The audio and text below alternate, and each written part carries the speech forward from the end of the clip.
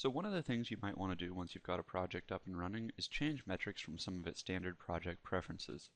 The first place you can do this is at the project level, and there's a couple tabs that I'll be going through.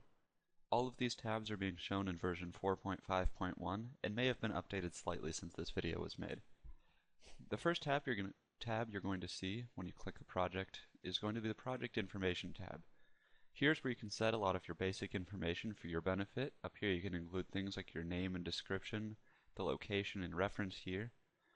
The reference here is going to allow you to report on different year periods. So for example, by default, the calendar year is set to end in December. So if I were to run a report for the year of 2011 right now, I would get January 2011 through December 2011. If I were to change this to November, I would get December of 2010 through November of 2011. I'd still get a year, so that could be used for something like setting a fiscal year or another type of year like a school year that you might want to be interested in. The next tab you might be interested in is the Contact Information tab. It's not required, but you can use it to enter any contact info for your site contacts or just specific people involved in the project. Next up is Project Preferences, and this is where you'll be doing most of your work to change your project. Here you can change the name of your project, and you can also change any of these standard options. I'll be running through these real quickly.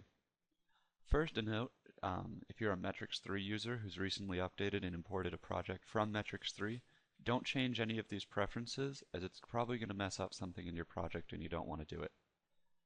The first option here is to tune only the sum of your time of use periods. So what that means is if you have on-peak and off-peak usage, you can either tune them separately if the box is not checked, or you can tune the sum of the two and both will be considered tuned. The next step is actually an option it's going to be getting rid of, so I'm not going to go about that. The last option here is Override User Tuning Variable Selection. So what that means is if you've got a variable selected and you click Auto Tune, the computer can deselect it for you.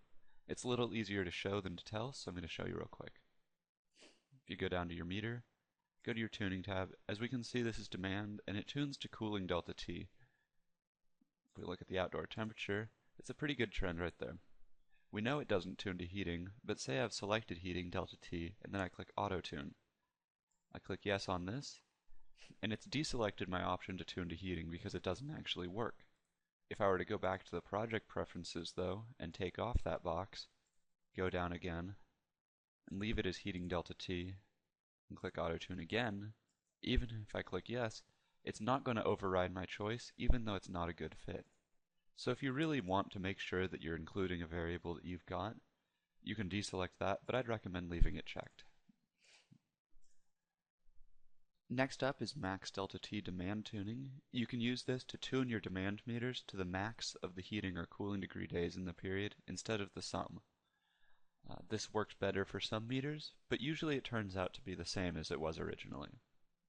This next box here is about a statistical indicator, and it guarantees that your net bias indicator will be 0.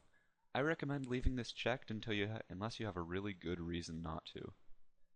The next up is 0 default degree day threshold, and I'd also recommend leaving this one checked unless you know of a really good reason why you shouldn't.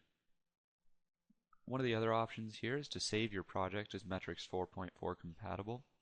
Versions 4.5 and above have some features in them that aren't available in Metrics 4.4.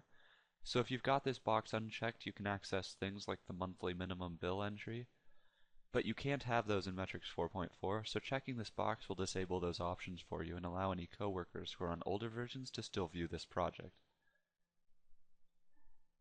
Down here we've got some options available for convenience. You can set all of your bill cutoff dates automatically, you can set all of your tuning periods automatically, and last you can set all of your bill cutoff dates automatically.